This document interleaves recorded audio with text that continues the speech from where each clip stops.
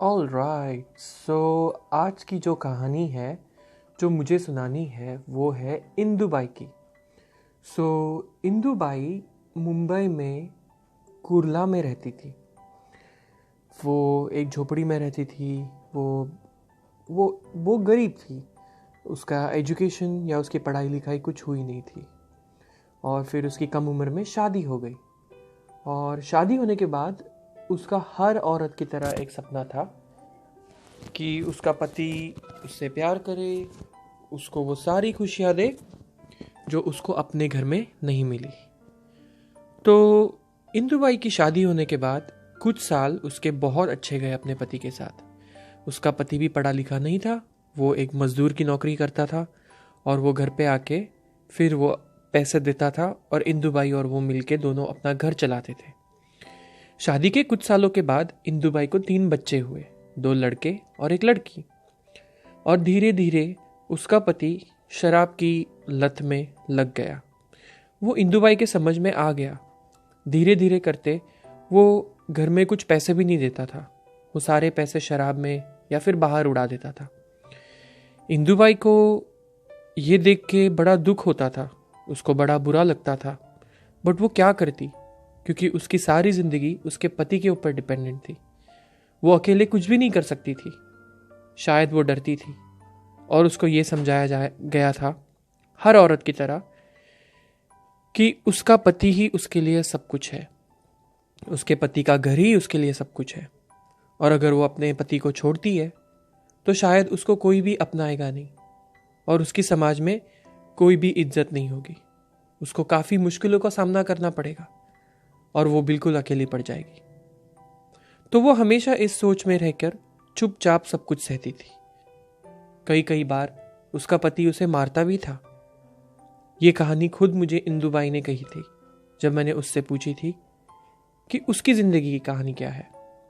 और ऐसे करते करते उसने मुझे बोला, एक दिन उसका पति किसी और औरत को अचानक घर में लेके आ गया और उसने कहा कि अब मैं इसी औरत के साथ इस घर में रहना चाहता हूँ।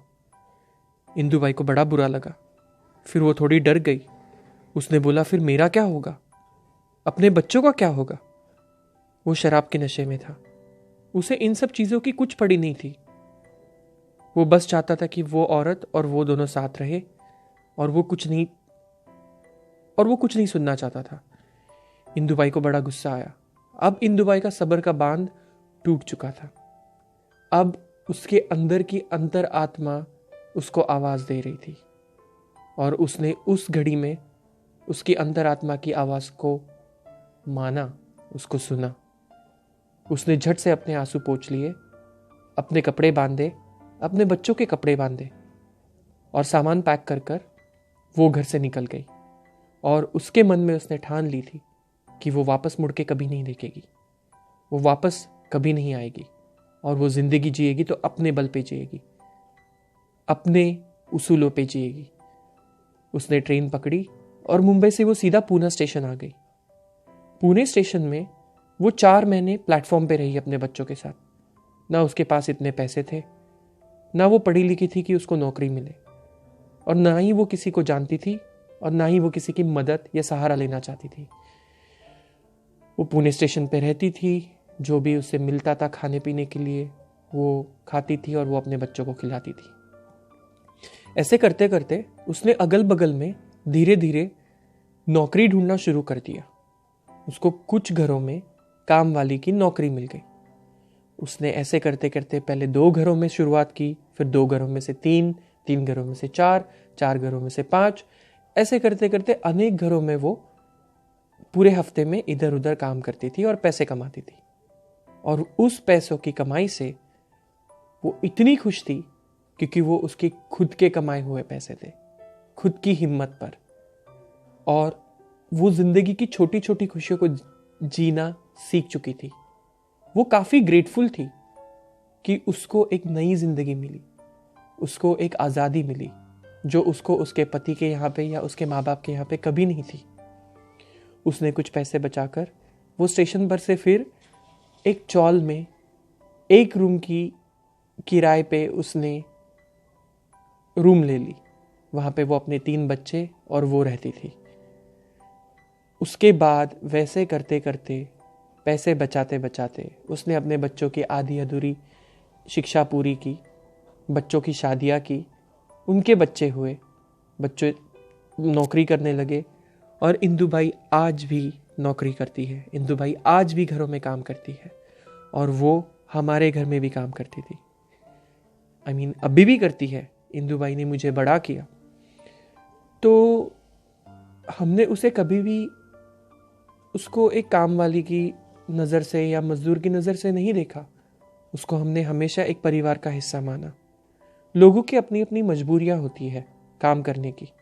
हम भी कहीं पे मजबूर है, हम भी कहीं पे काम करते हैं पैसों के लिए, वैसे ही वो है। तो इंदुबाई की स्टोरी काफ़ी इंस्पिरेशनल है और मैंने ये देखा है कि जब उसको ये लगता है कि उसे एक जगह पे काम नहीं करना चाहिए या उसका इस्तेमाल किया जा रहा है, वो खुश नहीं है, वो सीधा बोल देती है या फिर वो काम छोड़ देती है। और वो काफ़ी इंडिपेंडेंट, काफ़ी स्ट्रांग, काफ़ी आउटस्पोकन है। उसने सारी ज़िंदगी अपने दम पे, अपनी हिम्मत पे, अपनी मेहनत पे जी है। और इंदुबाई सच में इंस्पिरेशनल है और मैं इंदुबाई जैसी औरत को सच में सलाम करता हूँ, क्योंकि मेरे लिए, मेरे अनुभव में तो वही एक हीरो है। मुझे उससे ये प्रेरणा मिलती है कि हमें भी अपने बल पे ज़िंदगी जीनी चाहिए, हमें अपने मेहनत पे ज़िंदगी और सारी चीज़ें करनी चाहिए। किसी पे डिपेंड होना वो हमें कमज़ोर बना देता है या हम कंफर्ट जोन में चले जाते हैं। तो मैं सोचता हूँ या मैं अपेक्षा करता हूँ कि आपको इस स्टोरी से कुछ इंस्पिरेशन मिली होगी। Thank you so much.